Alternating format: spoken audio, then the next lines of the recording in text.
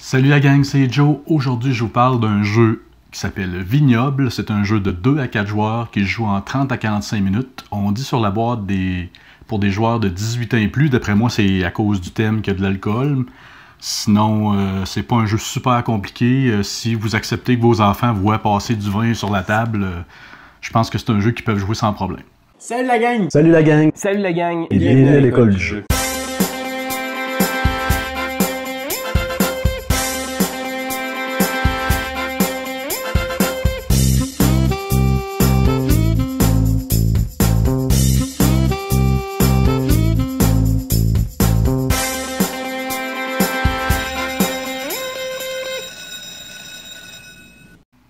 Donc, je tiens à remercier Distribution Le Valais qui nous a offert le jeu pour vous le montrer dans cette vidéo. Distribution Le Valais est un distributeur montréalais qui distribue des jeux depuis 1995 dans toute l'Amérique du Nord. Donc, tout d'abord, pour la mise en place, on va distribuer un plateau à chaque joueur à sa couleur, ainsi que ces deux marqueurs ronds-là ici qui vont venir se placer pour le nombre de vins rouges ou blanc réalisé selon ce qu'on aura fait dans le jeu. On a les petits jetons ici en forme de cabane qui vont marquer les endroits où on aura fait les vins. Aussi, on a notre petit voyageur, travailleur qu'on va placer selon le côté du plateau parce qu'il va falloir choisir un côté du plateau ou l'autre. Le point de départ va être le même pour tous les joueurs. Dans ce cas-ci, c'est la province qui est ici comme ça. Tous les joueurs vont mettre le pion ici pour démarrer. On n'est pas obligé de se placer sur une place particulière. On marche vraiment par province différente. Donc, chaque province est une case où il y a plusieurs vins à faire. Donc, ça va être ça ici pour le départ. Donc, ensuite, on va séparer les cartes. Donc, les cartes d'action à dos rouge, les cartes action spéciale à dos orange qui n'ont pas des raisins dessus. Dans le fond, il y a deux types de cartes à dos orange. Il va y avoir les cartes spéciales qui sont ceux-là ici comme ça. Et il va y avoir aussi les cartes de raisin, de cépage, qui vont se trouver à être celles qui ont des cépages, donc des raisins, mais de l'autre côté sont oranges également.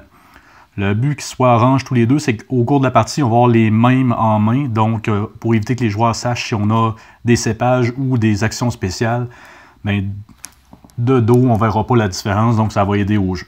Également, on va venir donner 2 cartes de cépage à chaque joueur en débutant la partie. Donc ensuite, on va prendre les cartes pour les vins médaillés qui sont recto-verso. Dans le fond, on va avoir un côté pour un plateau et un côté pour l'autre. Comme ici, on est sur ce plateau-là, donc je vais les tenir comme ça, les brasser un peu. Et je vais venir en choisir un nombre particulier selon le nombre de joueurs que je suis. On va se référer au livre pour savoir combien. Donc, par exemple, j'aurais eu ici Médiran, qui aurait droit à son vin médaillé que je pose ici. Donc ensuite Bergerac qui se trouve à être ici. Il faut faire attention, des fois ici il y a le blanc et le rouge qui sont la même appellation mais qui ne sont pas la même tout à fait. On va placer les médaillés d'or comme ça jusqu'à temps qu'on ait autant qu'on avait tiré de cartes. Donc comme je vous disais, c'est de se référer à la règle pour savoir combien selon le nombre de joueurs. Donc ça peut ressembler à ça grosso modo. Petite astuce, je vous conseille de garder les cartes qui ont été pigées en début de partie à côté du plateau de jeu pour la simple et bonne raison que c'est pas très solide, les petites bouteilles en verre, c'est super beau, c'est super le fun, mais comme vous pouvez voir, ils peuvent tomber facilement, puis là, ben, c'est stable, mais des fois, ça a tendance un peu à rouler, fait que si on veut savoir où les bouteilles allaient, des fois, on est mieux de garder les petites cartes, parce que quelqu'un qui se lève peut facilement accrocher la table. Donc ensuite, il nous reste à déterminer le premier joueur. On voit que c'est un jeu pour connaisseurs, car le premier joueur sera celui qui a visité un domaine en dernier ou une cave coopérative le plus récemment. Donc, vous pouvez utiliser la façon dont vous voulez pour choisir le premier joueur et lui donner le bouchon liège du premier joueur, qui est très joli. Ensuite, le premier joueur prendra le nuage et le mettra sur la province de départ de son choix. Donc, par exemple, ici, je vous expliquerai le nuage tout à l'heure. Un tour complet de jeu sera fait en 3 phases. La première, effectuée par le premier joueur, il devra déplacer le nuage dans une province adjacente à celle où il est présentement. Donc, par exemple, celle-là ici, puisqu'il était ici. On est toujours obligé de déplacer le nuage d'une case comme ça. On ne peut jamais le laisser dans la province où il était auparavant. La deuxième phase sera la phase des cartes actions. Donc, on va venir retourner un nombre de cartes actions selon le nombre de joueurs. En début de partie, il faut en retirer si on n'est pas le nombre de joueurs maximum. Je vous laisse une fois de plus vous référer au livre. Donc pour la phase 2, chaque joueur choisira une carte action, effectue l'action, puis la retourne. Ensuite, c'est le tour de l'autre joueur et du suivant jusqu'à temps qu'on ait fait le tour de table. Un joueur peut renoncer à l'action de sa carte. En échange, il peut piger 2 cartes d'action spéciales, en conserver une, défausser l'autre et retourner une carte action pour la bloquer pour les autres joueurs. Donc, la première carte d'action est la carte Vendange qui nous permet de prendre soit un des cépages visibles sur la piste ou d'en piger 2, en conserver une et mettre celle rejetée sur la piste. La carte qui n'aura pas été conservée pourra être prise par un joueur subséquent.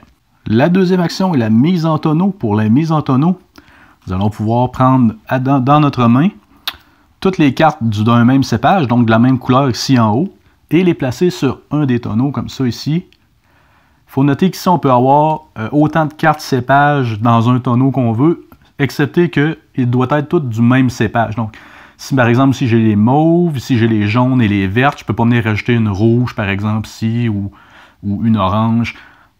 Le principal est de garder les couleurs séparément dans les 3 tonneaux. Si jamais je veux avoir un nouveau cépage d'une nouvelle couleur ou j'ai déjà des raisins en tonneau, je peux tout simplement, par exemple, prendre ces 2 jaunes-là, venir jeter mes deux bleus, comme ça, c'est possible. Les 3 autres cartes sont les cartes producteurs. Donc, la première me permet de faire une visite de vignoble. Donc, cette carte me permet de me déplacer de 2 provinces, comme par exemple 1, 2, ou par exemple 1, 2. Vous avez compris le principe. La deuxième vignoble locale me permet de faire un vin dans la province où je suis présentement et me déplacer par la suite. Et c'est optionnel, c'est ce que les crochets viennent nous dire ici. Je vous montre ça. Donc, par exemple, j'avais 2 raisins mauves dans mes tonneaux. Je peux me débarrasser de mes 2 raisins mauves dans la défausse et placer ici où j'ai besoin de 2 mauves. Une petite cabane comme ça. Il faut noter qu'on peut placer des cabanes seulement si un autre joueur n'a pas déjà placé la sienne, pas dans la même province, mais pour un vin par exemple. Donc si j'aurais eu une cabane ici d'une autre couleur, je ne vais pas faire ce vin-là, mais celui-là sans problème puisqu'il n'y en avait pas. Il est à noter aussi que le fameux nuage nous empêche de faire un vin, peu importe lequel, dans la province où il se trouve. Donc si dans cette grande province-là, je n'aurais pas pu faire un de ces 4 vins-là, puisque le nuage est dans cette province-ci. Donc, revenons à notre carte. Donc j'ai fait mon vin, on peut maintenant se déplacer. Je pourrais m'en aller par exemple ici, et voilà. La dernière carte qui est la production voisine est exactement le même principe, sauf en envers, je peux me déplacer d'une case et optionnellement faire un vin ensuite sur la case où j'ai atterri. Donc, je pourrais aller ici, par exemple, donner les 2 couleurs et poser une petite cabane. Si je réussis à faire un vin où il y a une bouteille, je la récupère immédiatement pour la poser dans ma réserve. On conserve les bouteilles comme ça jusqu'à la fin de la partie, c'est une des conditions de victoire. Lorsque je fais un vin, j'avance soit sur le vin rouge ou le vin blanc, selon le vin réalisé. Donc j'ai parlé des cartes spéciales tantôt ici. Les cartes spéciales sont utilisables en même temps ou à la place d'une carte action, il faut seulement lire le texte. Et il y a un petit icône pour s'y référer, donc ici, vert avec des raisins. Donc ça va aller avec ou remplacer une carte vendange ici qui est vert avec des raisins. On a le même principe ici, une carte qui va être jouée avec ou à la place de mise en tonneau selon le contexte de la carte. Un tonneau avec un fond rose, un tonneau avec un fond rose. Donc on va toujours pouvoir faire des associations comme ça, sauf pour le fameux tire-bouchon. Donc le tire-bouchon va venir quand même se jouer à la place d'une action, sauf qu'il va être contextuel, comme mettons celui-là. Pendant votre tour, vous pouvez regarder la main d'un autre joueur et lui faire défausser une carte de votre choix. Donc, c'est comme ça qu'elle va se jouer. Vous allez dire, bon, ben, je joue cette carte-ci, je tourne une carte disponible dans les cartes actions et faire l'action de votre carte. Aussi à noter que les cartes en main ne devront jamais dépasser 5. Donc, à l'obtention d'une 6e, on devra défausser soit une carte spéciale, soit une carte de cépage. Donc, ça nous mène à la troisième phase. La troisième phase, assez simple. On va venir donner le bouchon de premier joueur au joueur de gauche. Ensuite, on va ramasser toutes les cartes actions, jouer ou non, les remélanger et en ressortir un nombre selon le nombre de joueurs. Donc, comme ça, on va être prêt à débuter le prochain tour. Donc, on va enchaîner les tours comme ça jusqu'à ce qu'un joueur ait rempli une des 4 conditions de victoire, c'est-à-dire la première, avoir un nombre de médaillés de 20 médaillés d'or selon le nombre de joueurs. Il y a un beau petit tableau ici dans le livre qui est bien fait. On peut voir le nombre de bouteilles que ça nous prend. Ensuite, le deuxième va être le même principe. Le nombre de vins rouges réalisés à 4 joueurs, il est indiqué déjà. Donc, on va aller selon le nombre de joueurs pour le vin rouge. Donc, si un joueur arrive sur cette case-là, il a gagné. Comme tantôt, s'il a ramassé le bon nombre de vins médaillés. Il va avoir le même principe pour le vin blanc. Si un joueur arrive sur la case demandée pour le nombre de vins blancs, il va gagner la partie. Et la dernière façon de gagner, ce sera de remplir une province complètement. Donc, ça peut être une province remplie à 100%, comme ça ici. Donc, dans ce cas-ci, j'aurais gagné. Ou des fois, c'est 3 seulement. Comme par exemple, s'il y a 4 joueurs partie courte, on aura besoin d'en avoir 3 dans une seule région. Donc, par exemple, 3 ici, j'aurais gagné la partie. Il faut noter qu'il faut avoir seulement une des 4 conditions. Donc, soit le vin rouge, le vin blanc, les médaillés ou un contrôle d'un territoire particulier pour gagner la partie. On n'a pas besoin d'en avoir plus qu'un. C'est vraiment un à obtenir.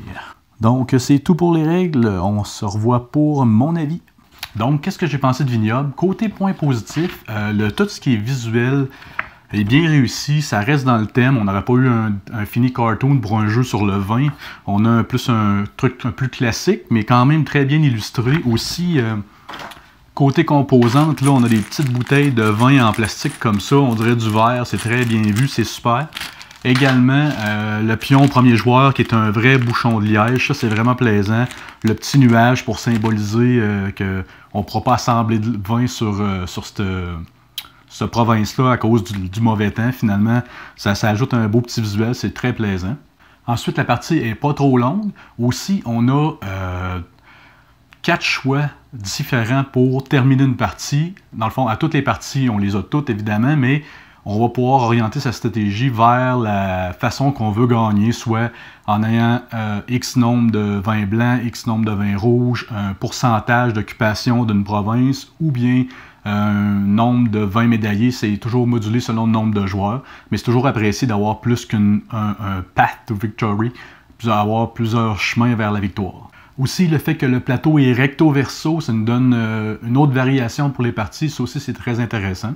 Côté ni négatif ni positif, le livret de règles est étrangement écrit. Je ne suis pas habitué à ça. Dans le fond, on a les règles en gros de comment jouer, sauf que on choisit ses actions en choisissant une carte. Puis les actions sont expliquées dans la section des cartes. Ça fait un peu étrange.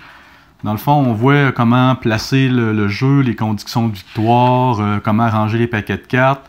Comment on joue le tour là, en déplaçant le nuage, en jouant une carte ou en choisissant 2 cartes spéciales en gardant une. Puis après ça, on a comme la description de chaque carte. C'est ça qui nous dit en fait les actions qu'on va avoir pour le tour. Ça m'a paru étrange au début. Finalement, ça a quand même bien été. Aussi, les cartes spéciales, on ne réfère pas dans le livret de règles comme quoi il y a des couleurs qui fit avec qui matchent, qui vont avec les actions qu'on peut faire. Fait qu'à la première lecture, je me disais, quand on connaît pas le vin tant que ça, comment je vais faire retenir aux gens c'est quoi la vendange, la mise en tonneau. Mais finalement, on remarque que les cartes ont des couleurs qui vont aller avec les actions pour soit les bonifier, les remplacer ou écœurer un peu ses voisins. Donc ça m'amène au point négatif.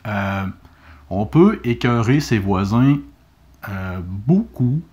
On peut vraiment leur mettre des bâtons dans les roues. Les cartes actions spéciales, on dit dans le livret, qui sont assez importantes pour faire avancer à la partie. Sauf que, je ne sais pas si le paquet est mal brassé, mais j'avais l'impression que ça nuisait plus aux autres joueurs que ça pouvait nous aider nous-mêmes. J'avais comme l'impression qu'il y avait comme un pourcentage de 2, 3, 4 cartes pour mettre des bâtons dans les roues adversaires versus une carte pour me donner un avantage quelconque en partie. Aussi, ben, c'est pas un gros point négatif, ça va déranger certains, d'autres moins. Je trouve que le rythme du jeu est un peu lent. À notre tour, on a le choix à une action. L'action de piger piger 2 cartes, en garder une ou prendre une carte visible. Après ça va à l'autre joueur. Ça fait que ça tourne bien, mais j'ai l'impression de ne pas faire beaucoup d'actions, pas faire grand-chose à mon tour, comme si je réalisais pas grand-chose au final. Aussi, il y a 4 façons de finir la partie. Clairement, rapidement comme ça, j'ai l'impression qu'il y en a qui sont plus durs que d'autres selon la configuration du plateau de jeu. Les raisins pour faire les vins blancs sont plus rares. Donc, gagner en faisant seulement les vins blancs, oui, il faut en faire un de moins que les rouges pour gagner, mais j'ai trouvé ça plus fastidieux un peu. S'il y a un joueur qui part pour faire les bouteilles, les vins médaillés, là, les petites bouteilles en plastique, j'ai l'impression que si personne en fait également, il va gagner assez rapidement. C'est ce qui est arrivé, nous, dans nos parties. C'est un peu le reproche que j'ai pour ce jeu-là. C'est que s'il n'y a pas un joueur qui est un peu... Ben, il faut qu'un peu chaque joueur se sacrifie pour empêcher de laisser le leader gagner. Sinon, ben, on va le laisser aller et il va gagner la partie. Donc, Vignoble n'est pas un jeu grand public au sens où il ne plaira pas à tous, mais ses mécaniques sont plutôt abordables. C'est un jeu que je rejouerais volontiers, mais qui n'a pas fait un gros wow de mon côté.